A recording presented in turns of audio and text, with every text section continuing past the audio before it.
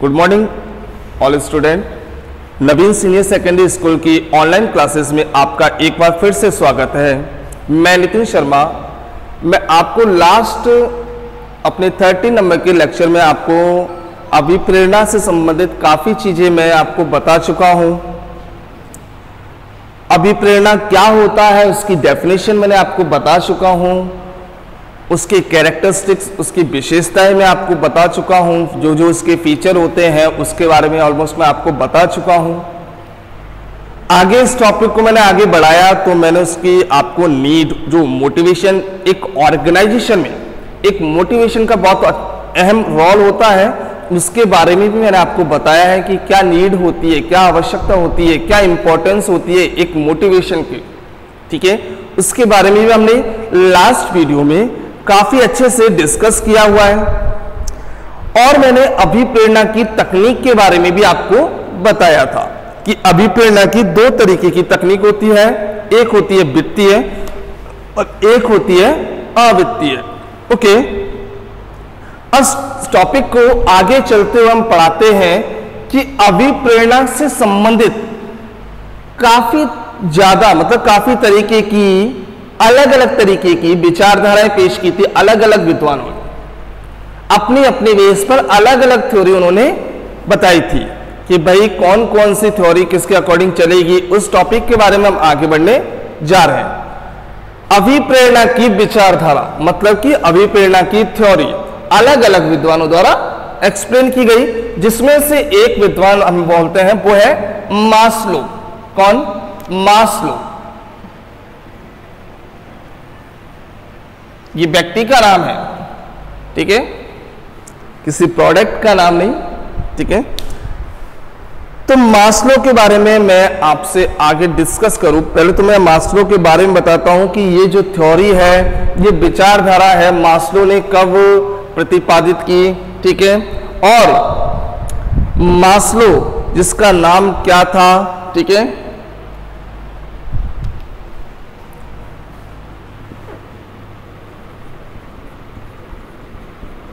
Abraham H Maslow. Abraham H Maslow, जिन्होंने 1943 में इस विचारधारा का प्रतिपादन किया।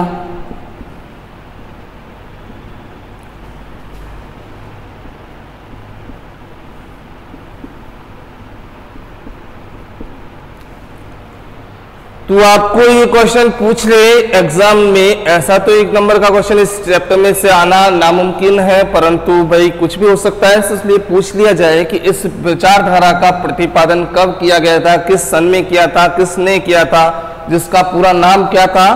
तो याद रखना, मास्लो का पूरा नाम था अब्राहम एच मास्लो, जिन्होंने 1943 में इस थ्योरी को क्या किया था, फॉर्मेशन किया था, इसका निर्माण किया था, प्रतिपादन अप्लाई किया था।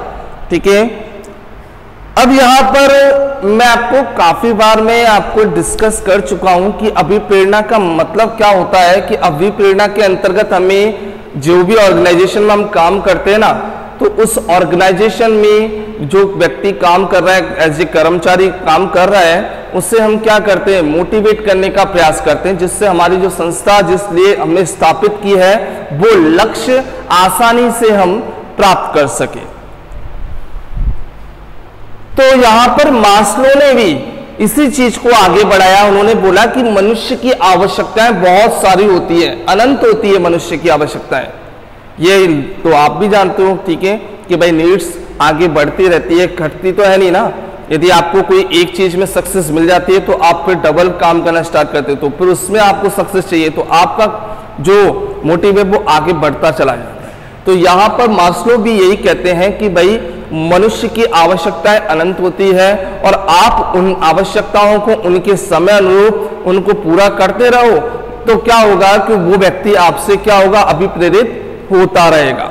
ठीक है, तो यहां पर मास्लो ने काफी तरीके से विचार कर ये इस विचारधारा का प्रतिपादन किया। उन्होंने मनुष्य की कई तरीके की आवश्यकता, जितनी आवश्यकता होती है उन आवश्यकताओं को क्या करा उन्होंने कि भाई जानने की कोशिश की कि भाई क्या क्या मनुष्य की नीड हो सकती है एक ऑर्गेनाइजेशन में जब वो काम करने आता है, और काम करने के बाद जब वो बड़े पद पर जाता है, जबकि बीच में उसके पास क्या क्या आवश्यकताएं होती हैं, कौन कौन सी आवश्यकताएं उसकी बन सकती है। ओके, यहां पर लिखा हुआ है कि यदि किसी व्यक्ति की आवश्यकताएं अधूरी रह जाती है तो वो अपना कार्य अच्छे से नहीं कर पाता है, उसका कार्य में मन नहीं लग पाता है। तो ऐसी थ्योरी भी मास्लो ने बताई थी। तो मास्लो ने, मैं आपको सीधा टॉपिक पे चलता हूं कि मास्लो जो है, जिन्होंने 1943 में इस विचारधारा का प्रतिपादन किया, तो उन्होंने कौन कौन सी ऐसी आवश्यकताएं थी जिनके बारे में डिस्कस किया था इस विचारधारा में। तो मैं सबसे पहले मैं इस विचारधारा को आगे बढ़ा देता हूं, और आगे बढ़ाने के बाद जो जो आवश्यकताएं उन्होंने बताई थी उनको एक बार क्रम से अपन समझने का प्रयास करते हैं। तो सबसे पहले जो उन्होंने मतलब 5 तरीके की आवश्यकताएं मनुष्य की बताई थी। कितने तरीके की? 5 तरीके की मनुष्य की आवश्यकताएं बताई थी कि 5 आवश्यकताओं को यदि आप कंप्लीट कर देते हो, उनकी आवश्यकताओं को पूरा कर देते हो, प्रयास करते हो, तो आप उसको मोटिवेट कर सकते हो। तो सबसे पहली बात मैं करता हूं शारीरिक।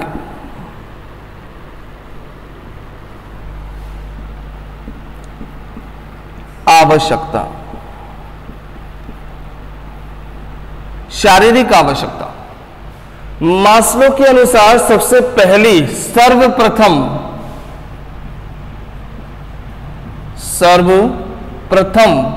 जो नीड होती है किसकी? एक मनुष्य की, वो कौन सी है? वो है शारीरिक आवश्यकता है। यदि किसी कर्मचारी की आप जो सबसे बेसिक, सबसे फर्स्ट जो नीड होती है उस पर यदि आप ध्यान देते हो तो वो निकल के आती है। क्या क्या चीज हो सकती है शारीरिक आवश्यकताओं में? शारीरिक आवश्यकताओं में हो सकती है रोटी, कपड़ा, मकान। मैं इन तीनों के बारे में बात करूंगा बस। ये सबसे पहली आवश्यकता होती है एक मनुष्य की, रोटी, कपड़ा और मकान। रोटी, कपड़ा और मकान, ठीक है। तो ये तो ऑब्वियसली बहुत ही हम क्लियरली हम जानते हैं कि ये आवश्यकताएं तो सभी व्यक्ति की होती है, हर कोई कर्मचारी की होती है, ठीक है। तो इसलिए इसे सर्वप्रथम नीड बोला गया है किसकी? मनुष्य का।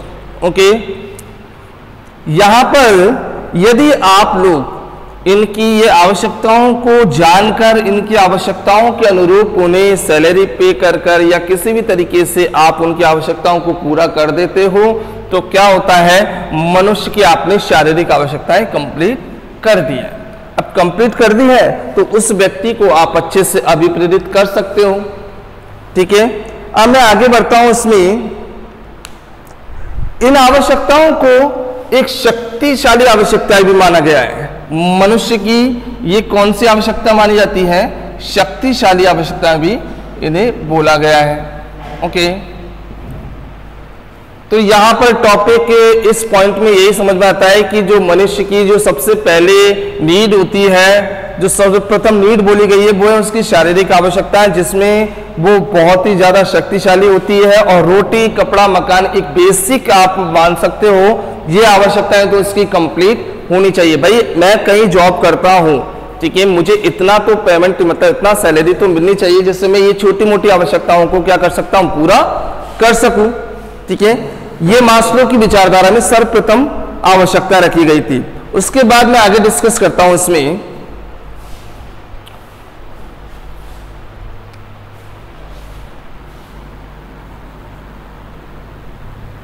सुरक्षात्मक आवश्यकता। सुरक्षात्मक आवश्यकता मास्लो के अनुसार यदि व्यक्ति की आपने शारीरिक आवश्यकताएं, एक व्यक्ति की शारीरिक आवश्यकताएं यदि पूरी हो जाती है, समय पर हो जाती है, तो क्या होता है? उसकी उस आवश्यकता के पूरा होने के बाद उसके अंदर एक आवश्यकता का जन्म और होता है, वो होता है सुरक्षात्मक आवश्यकता। सुरक्षा से संबंधी आवश्यकता है। जहां व्यक्ति वो काम कर रहा है वहां का वातावरण कैसा है, वहां उसको सुरक्षा फील होती है या नहीं होती है, सेफ्टी फील कर रहा है कि नहीं कर रहा है, ठीक है। तो ऐसी आवश्यकताओं का जन्म शुरू हो जाता है कि भाई, ठीक है। तो इसके लिए हमें क्या करना होता है, वो क्या चीज चाहता है हमसे कि आप उनका क्या करा दो, बीमा करा दो, ठीक है, पेंशन, वेतन, ठीक है। ऐसी कई सारी ऐसी चीजें हैं जिनके माध्यम से हम क्या कर सकते हैं, उनको सुरक्षा प्रदान कर सकते हैं, ठीक है। और हर कोई व्यक्ति क्या चाहता है कि अपने भविष्य को सुरक्षित करना चाहता है, ठीक है। वो चाहता है कि यदि मैं जिस कंपनी में, जिस ऑर्गेनाइजेशन में काम कर रहा हूं वहां मेरा फ्यूचर है या नहीं है, ठीक है। केवल एक छोटी मोटी मेरी आवश्यकताएं पूरी हो रही है, उसके बाद अपनी सुरक्षात्मक आवश्यकताएं होती है, उसको भविष्य का डर सताने लगता है, तो इसलिए उसकी सुरक्षात्मक आवश्यकताओं का जन्म हो जाता है, ठीक है। ये भी मास्लो ने इस आवश्यकताओं को भी गौर करने के लिए दिया था कि भाई आप किसी संस्था में काम कर रहे हो या आपके अंदर में कोई काम कर रहा है तो ये आवश्यकताओं को भी आपको ध्यान में रखना है। अब मैं आगे बढ़ता हूं, उसमें मास्लो ने जो तीसरी आवश्यकता के बारे में बात की थी वो थी स्नेहपन, स्नेह व अपनेपन की आवश्यकता। स्नेह व अपनेपन की आवश्यकता, ये तीसरे नंबर की आवश्यकताएं मानी जाती है। ये तीसरे नंबर की आवश्यकताएं मानी जाती है किसकी, एक मनुष्य की, स्नेह व अपनेपन की आवश्यकताएं। यदि मान लीजिए आप किसी कंपनी में या ऑर्गेनाइजेशन में काम करते हो, ओके, और वहां पर आप चाहते हो कि मुझे मान सम्मान, मेरी प्रशंसा सामूहिक रूप से, व्यक्तिगत रूप से की जाए, तो ये आवश्यकताएं भी उत्पन्न हो जाती है उसकी, ठीक है। ये तीसरे नंबर की आवश्यकताएं बताइए मास्लो के अकॉर्डिंग। सबसे पहले उसने आवश्यकता बताई थी शारीरिक आवश्यकताएं, जिसमें बिल्कुल बेसिक तरीके की आवश्यकताएं होती है, रोटी, कपड़ा, मकान सर्वप्रथम आवश्यकता थी। उसके बाद उसकी नीड बढ़ी, उसको अपने भविष्य की चिंता सताने लगी, तो उसको सुरक्षात्मक आवश्यकताओं का जन्म हो गया, ठीक है। उसके लिए हमने बीमा, पेंशन, वेतन के रूप में काम करना स्टार्ट किया। उसके बाद जब उसका सुरक्षात्मक आवश्यकताएं कंप्लीट हो जाती है तो उसकी आवश्यकताएं जन्म लेती है स्नेह व अपनेपन की आवश्यकताएं, जिसके अंतर्गत वो चाहता है कि मुझे मान सम्मान प्रशंसा सामूहिक रूप से या व्यक्तिगत रूप से मिलती रहे, ठीक है। यहां पर ही आती है स्नेह एवं अपनेपन की आवश्यकताएं। तो ये दोनों आवश्यकताओं को कंप्लीट होने के बाद इस आवश्यकता का जन्म होता है, ठीक है। अब आगे बात करते हैं, यदि आप लोग इन आवश्यकताओं पर ध्यान नहीं दोगे, मास्लो बोलता है कि यदि ऑर्गेनाइजेशन में बैठा हुआ प्रबंधक इन आवश्यकताओं पर ध्यान नहीं देता है तो क्या होता है कि वहां के जो कर्मचारी हैं उनके अंदर विरोधात्मक मतलब ऐसी स्थिति पैदा हो जाती है कि वो हर बात का विरोध करने लगते हैं। यदि आप कुछ नया इनोवेशन कर रहे हो अपने ऑर्गेनाइजेशन में तो उसका विरोध करने लगते हैं, कोई और अदर काम आप कुछ नया करना चाहते हो तो उसका विरोध करने लगते हैं। यदि आप लोग उनकी प्रशंसा मान सम्मान का ध्यान रखते हो तो वो आपके हर परिवर्तन को स्वीकार करने का प्रयास करते हैं, परंतु ये आपके ऊपर है कि आप इस तरीके का एनवायरनमेंट दे पाते हो या नहीं। तो यहाँ पर याद रखिए कि ये तीसरे नंबर की इसकी नीड होती है जिसको अपन प्रबंधक को ध्यान में रखना होता है। उसके बाद आगे बढ़ते हैं स्वाभिमान एवं अहंकारी आवश्यकताएं।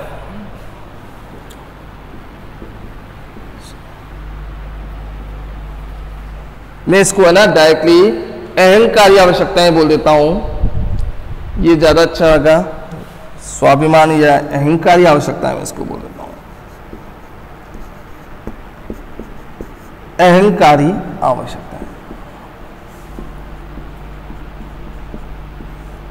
वह चलो स्वाभिमान भी, ये दो चीजें स्वाभिमान और अहंकारी आवश्यकताओं का जन्म भी होना शुरू हो जाता है एक व्यक्ति के अंतर्गत। तो सबसे पहले शारीरिक आवश्यकताएं, सुरक्षात्मक आवश्यकताएं, स्नेह व अपनेपन की आवश्यकताएं। मेरे हिसाब से ये जो तीनों आवश्यकताएं ना, ये तीनों आवश्यकताएं एक तरीके से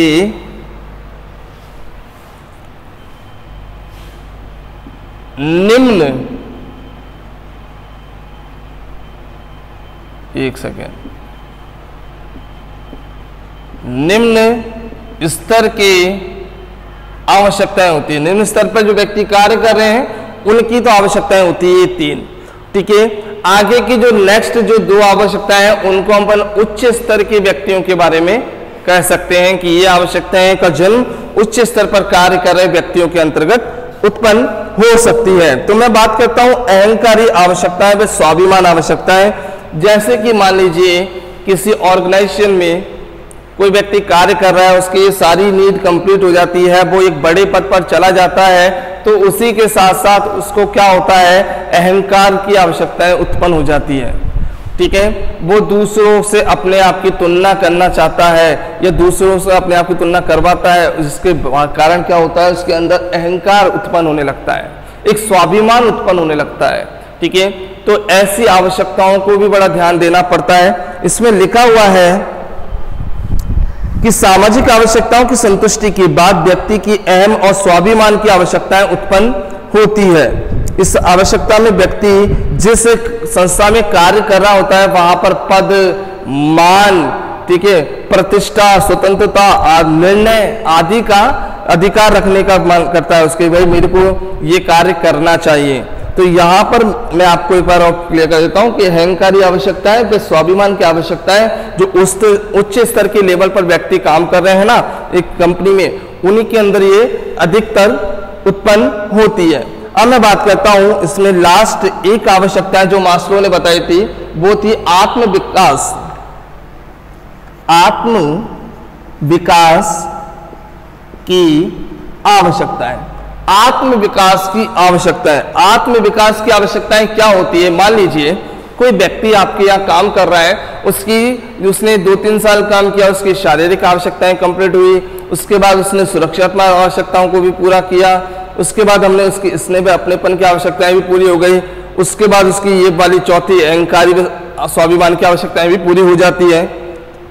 तो क्या होता है, उसके अंदर एक आत्म विकास की आवश्यकताएं भी उत्पन्न होती है कि जब उसने लाइफ में सारी चीजें आवश्यकताएं पूरी कर ली है तो वो एक काम ऐसा करना चाहता है जो मतलब वह वो बनना चाहता है जो बनना वो चाहता है। मतलब कि समझाता हूं आपको कि मास्लो के अनुसार आवश्यकताओं की क्रमबद्धता की यह अंतिम आवश्यकता है। इसमें क्या बोला गया है, इसको अंतिम आवश्यकताएं बोली है इसकी लास्ट की। आत्मविकास की आवश्यकताओं का तात्पर्य व्यक्ति की उस अवधारणा से जिसमें एक व्यक्ति वह बनना चाहता है, याद रखिए इस पॉइंट को, जिसमें व्यक्ति वह बनना चाहता है जो वह बन सकता है। तो ऐसी आवश्यकताएं उसके अंदर उत्पन्न होने लगती है कि हाँ भाई मैं ये कार्य कर सकता हूं, ठीक है, मैं ये कंपनी खोल सकता हूं, तो इस तरीके का मैं एक संगीतकार बन सकता हूं, मैं क्रिकेटर बन सकता हूं।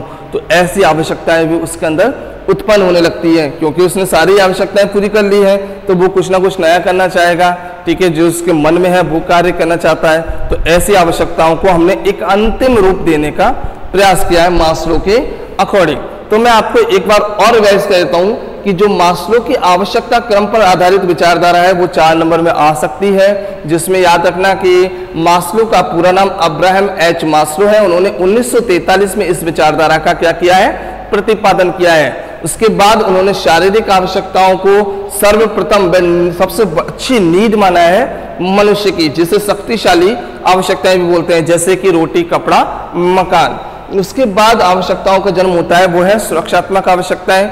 इसमें उसे भविष्य का डर सताता है तो उस भविष्य को सुरक्षित करने का वो प्रयास करता है। उसके बाद वो कंपनी में कार्य करते करते स्नेह व अपनेपन की आवश्यकता उसके अंदर उत्पन्न होती है, जिसमें उसको मान सम्मान की आवश्यकता होती है। नहीं होगी तो विरोध करना स्टार्ट हो जाएगा कंपनी में कर्मचारियों का।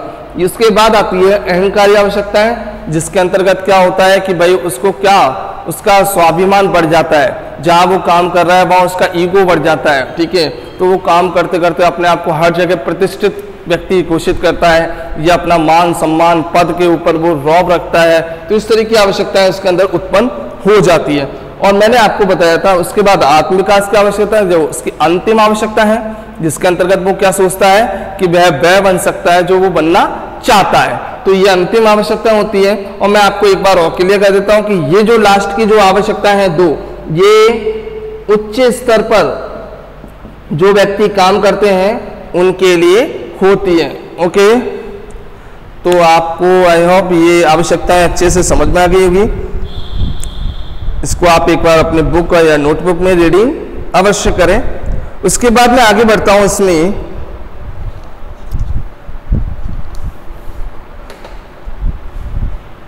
इसमें मैं आगे बढ़ता हूं सॉरी, जो दूसरी विचारधारा है उसके बारे में हम डिस्कस करते हैं अब, जो बड़े इंटरेस्टेड है आपके लिए।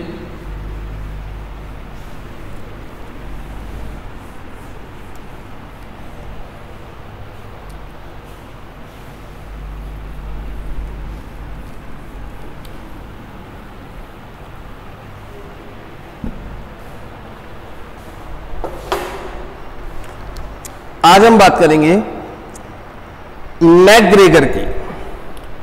हर्ज़बर्ग को हम नेक्स्ट वीडियो में लेंगे, ठीक है। सबसे पहले हम इस वीडियो में मैकग्रेगर को हम अच्छे से समझ सकते हैं, इसकी एक्स और वाई विचारधारा को। तो यहां पर याद रखूं, मैकग्रेगर की विचारधारा, अभी तो हमने मास्लो की विचारधारा पढ़ी थी, अब आती है मैकग्रेगर की विचारधारा, ठीक है। जो मैकग्रेगर की विचारधारा है वो भी दो पार्ट में बटी हुई है। एक उसने दिया नाम एक्स विचारधारा, दूसरा उसने नाम दिया है वाई विचारधारा। ओके, मैकग्रेगर ने दो तरीके की विचारधारा पेश की है, एक एक्स विचारधारा, एक उसने की है वाई विचारधारा। हम सबसे पहले जैसे हमने मास्लो का पढ़ा, हम एक बार मैकग्रेगर के बारे में भी जान लेते हैं।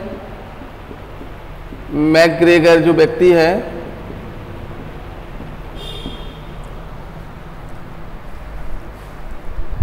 इसका पूरा नाम था डगलस मैकग्रेगर।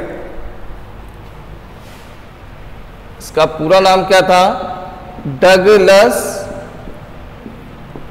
मैकग्रेगर, ये इसका पूरा नाम था, ठीक है। अब इसने क्या करा, ये एक मनोवैज्ञानिक था भाई, क्या था ये? मनोवैज्ञानिक। इन कॉन्सेप्ट को क्लियर करते चलना, ठीक है। मनोवैज्ञानिक था मैकग्रेगर, डगलस मैकग्रेगर। उसने एक पुस्तक लॉन्च की थी जिसका नाम था human side of enterprises. Human side of enterprises, okay, enterprises. McGregor ने इस विचारधारा में मानव के व्यवहार संबंधित दो, मानव से संबंधित, मानवीय व्यवहार से संबंधित, मानवीय व्यवहार संबंधी दो विचारधाराएं पेश की थी इसने, ठीक है। ये क्या थी? इसकी पुस्तक थी, ये बुक थी इसकी जिसने लॉन्च की थी, जिसमें ये सारी डेटा लिखा, मतलब जो चीज लिखी हुई है एक्स विचारधारा और वाई विचारधारा के बारे में, ठीक है। अब यहां पर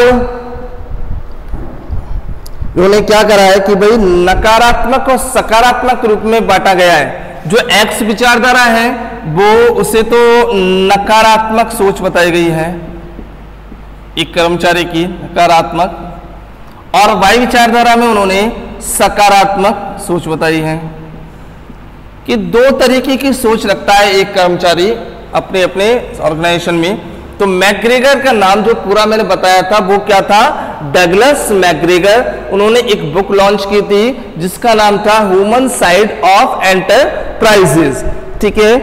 और उन्होंने उस बुक के अंतर्गत मानव व्यवहार को देखते हुए दो विचारधाराएं पेश की थी, एक एक्स विचारधारा और एक वाई विचारधारा। एक्स विचारधारा को उन्होंने एक नकारात्मक सोच घोषित किया और वाई विचारधारा के माध्यम से उन्होंने सकारात्मक रूप पेश किया। ठीक है, तो हम देखते हैं सबसे पहले नकारात्मक और विचारधारा और सकारात्मक के पॉइंट। तो सबसे पहला जो इसमें आता है कि लिखा हुआ है इसमें एक्स विचारधारा में कि एक औसतन कर्मचारी आलसी होता है। कैसा होता है? एक कर्मचारी औसतन रूप से आलसी होता है। बिल्कुल सही है। उन्होंने एक नकारात्मक सोच पेश की है कि एक औसतन रूप से बोला गया है, एक कर्मचारी औसतन रूप से क्या होता है? आलसी होता है। ठीक है, यह अपने उत्तरदायित्व से दूर रहने की कोशिश करता है। यह अपने उत्तरदायित्व से बचने का प्रयास करता है। ओके, उसके बाद उन्होंने बोला है यह परिवर्तनों का विरोध भी करते हैं। यह परिवर्तनों का विरोध भी करते हैं। उन्हें कुछ नया पसंद ही नहीं होता है, जैसा चल रहा है वैसा चलने दो। ठीक है, यदि आप कुछ नया करोगे तो ये वंकस करेंगे। ठीक है, उसके बाद आगे बढ़ते हैं। यह महत्वाकांक्षी नहीं होते हैं। यह महत्वाकांक्षी, यह महत्वाकांक्षी नहीं होते हैं। ठीक है, एक विचारधारा में इन्होंने बोला है कि भाई यह स्वार्थी होते हैं। पांचवी विचारधारा उन्होंने बोला है यह स्वार्थी भी होते हैं। उन्हें संस्था से कोई लगाव नहीं होता है, इस नकारात्मक सोच में बताया गया है। उसके अलावा ये कर्मचारी आर्थिक व वित्तीय लाभों के लिए कार्य करते हैं। ये कर्मचारी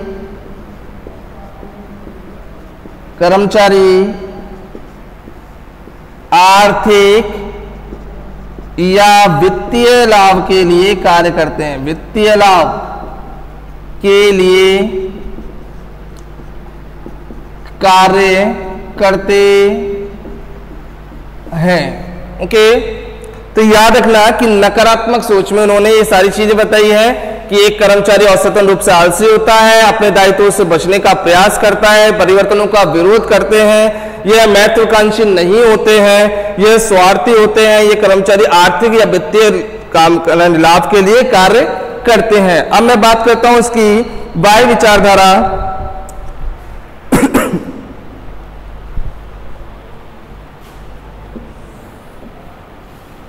तो इसमें लिखा हुआ है, सारी सकारात्मक चीजें लिखी हुई है इसमें। कर्मचारी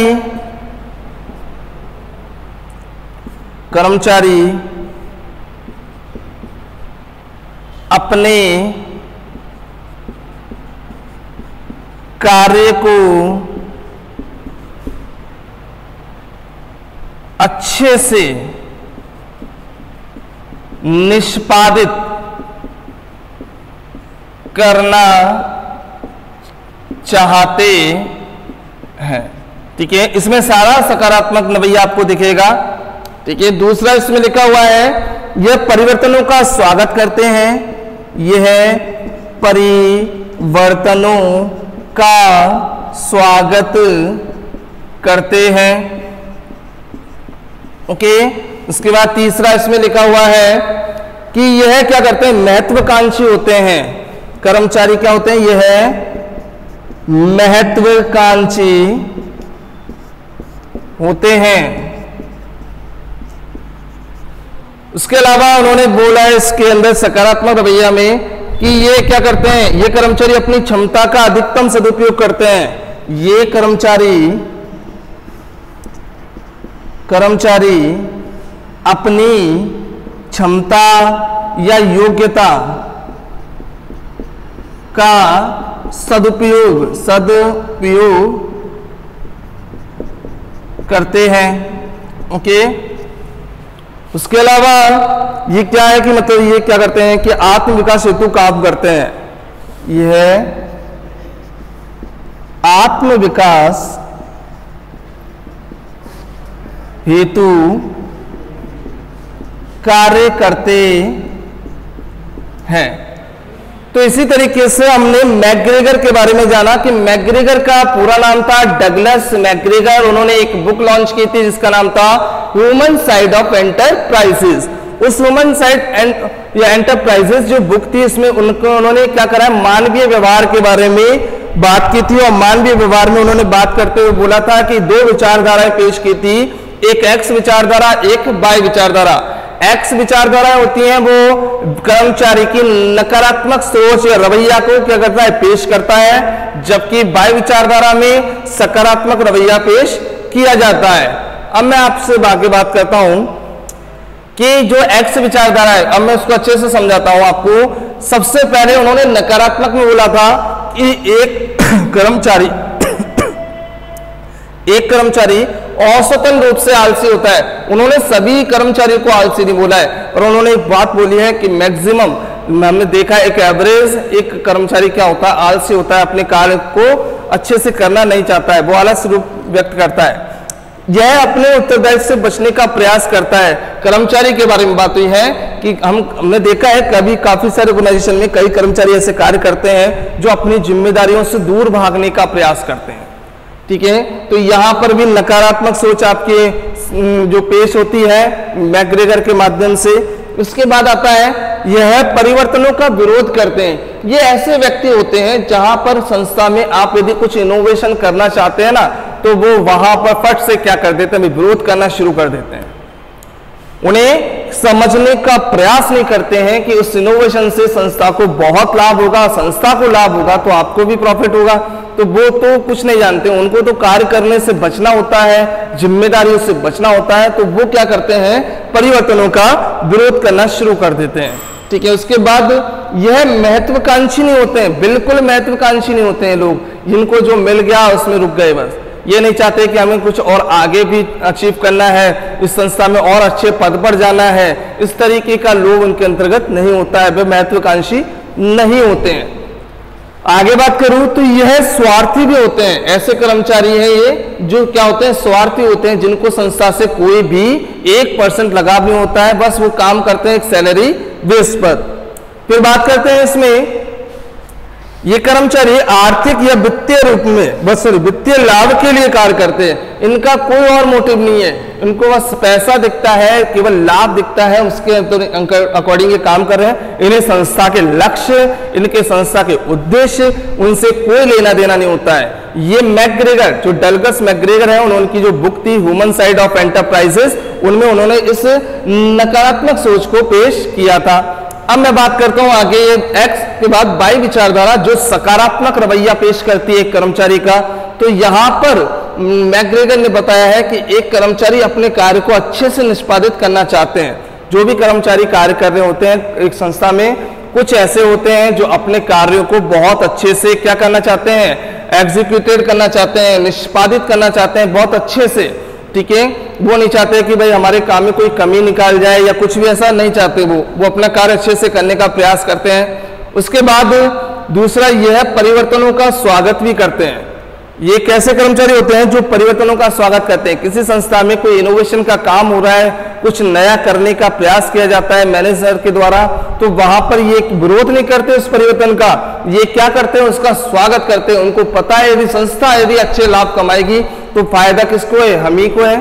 ठीक है, तो यहाँ पर ये परिवर्तनों का क्या करते हैं, स्वागत करते हैं। अब बात करते हैं कि यह महत्वाकांक्षी होते हैं। ये ऐसे कर्मचारी होते हैं जो महत्वाकांक्षी होते हैं, जो अपने कार्य से संतुष्ट नहीं होते हैं, वो और आगे बढ़ना चाहते हैं, वो और ज्यादा अच्छे पेमेंट पाना चाहते हैं संस्था के अंदर, वो और अच्छा पद पाना चाहते हैं, तो उस कार्य में लगे रहते हैं। तो हम कह सकते हैं कि ये कैसे होते हैं व्यक्ति, महत्वाकांक्षी होते हैं। उसके बाद बात करते हैं, ये कर्मचारी अपनी योग्यता का सदुपयोग करते हैं। यदि कोई कर्मचारी किसी कार्य में बहुत अच्छे योग्य है तो वो क्या करते हैं, अपनी योग्यता का सदुपयोग करने का प्रयास करते हैं। ऐसा नहीं कि भाई केवल सर जो मुझे मैनेजर ने काम दिया उस काम को करा और उसको छोड़ दिया, वो उस काम में भी अच्छा परिवर्तन करने का प्रयास करते हैं और अच्छे से उसको पेश करने का प्रयास करते हैं संस्था में। उसके अलावा यह आत्म विकास हेतु कार्य करते हैं। मैंने आपको बताया था आत्म विकास का मतलब ये होता है कि भाई मैं कुछ बनना चाहता हूं और उस बनने के लिए मैं उस कार्य के लिए प्रयास कर रहा हूं, वो आत्म विकास होता है। तो ये कर्मचारी अपने उस कार्य के लिए भी लगे रहते हैं। तो यहां पर मनोवैज्ञानिक जो डलगस मैकग्रेगर है, जिन्होंने ह्यूमन साइड ऑफ एंटरप्राइजेज जो बुक लॉन्च की थी, उसमें दो तरीके की ह्यूमन बिहेवियर के बारे में बताया था, जिसमें एक नेगेटिव सोच को पेश करता है जिसका नाम है एक्स विचारधारा, और एक अपनी पॉजिटिव चीज को लेके चलता है। तो यहां पर मैंने अभी तक दो विचारधाराओं के बारे में डिस्कस किया, आपके सामने दो चीजों के बारे में डिस्कस किया। पहली थी अपनी मास्लो की आवश्यकता क्रम पर आधारित विचारधारा, और दूसरी हमने बात करी है मैकग्रेगर की विचारधाराएं। ठीक है, तो मास्लो की जो विचारधारा है, जिसमें मैं बात करता हूं, दोबारा रिपीट करता हूं, मास्लो का पूरा नाम क्या था, अब्राहम एच मास्लो। वह विचारधारा कब पेश की गई थी, 1943 में। 1943 में उसमें मास्लो ने क्या बोला था कि मनुष्य की आवश्यकताएं कैसी होती है, अनंत होती है, बहुत सारी होती हैं। ठीक है, और उन आवश्यकताओं को उन्होंने 5 तरीके से क्रमबद्ध तरीके से बांट दिया था, जिसमें उन्होंने सबसे पहली आवश्यकताएं क्या बोली थी, शारीरिक आवश्यकताएं, जिसके अंतर्गत इसे सर्वप्रथम शक्तिशाली आवश्यकताएं भी माना गया था, जिसमें रोटी, कपड़ा, मकान। ठीक है, उस आवश्यकताओं को पूरा होने के बाद सुरक्षात्मक आवश्यकताओं की बात की थी। सुरक्षात्मक आवश्यकताओं के बाद उन्होंने कौन सी आवश्यकता थी, जो स्नेह एवं अपनेपन की आवश्यकता है उसके बारे में डिस्कस किया। स्नेहपन के बाद उन्होंने अहंकारी व स्वाभिमान आवश्यकताओं के बारे में बताया कि यह आवश्यकताएं भी व्यक्ति के अंदर उत्पन्न हो जाती है, पर यह आवश्यकताएं कब उत्पन्न होती है, जब उसकी ये तीनों आवश्यकताएं कंप्लीट हो जाती है। जब व्यक्ति उच्च स्तर पर कार्य करने लगता है तब ये जाके ये आवश्यकताएं पूरी, मतलब ये आवश्यकताओं का जन्म होता है। और लास्ट उन्होंने बताया था आत्म विकास की आवश्यकताएं, जिसके अंतर्गत भी उन्होंने उसको भी उच्च स्तर के लेवल के व्यक्तियों के बारे में बताया कि यह आवश्यकताएं भी उच्च लेवल पर जो कार्य कर रहे हैं व्यक्ति, उनके अंतर्गत ही उत्पन्न हो सकती है। तो यहां पर फिर मैंने मैकग्रेगर के बारे में बात की, और मैकग्रेगर में भी विचारधारा में भी हमने एक्स विचारधारा और वाई विचारधारा को अच्छे से समझा है। ठीक है, तो यहां पर मैंने ये दो विचारधाराएं आपको समझा दी है, अच्छे से आपको समझ में आ गई होगी। आपको करना क्या है, आपको तो अपनी बुक, नोटबुक जो भी आपके सामने है उसमें आपको रीडिंग करना पड़ता है।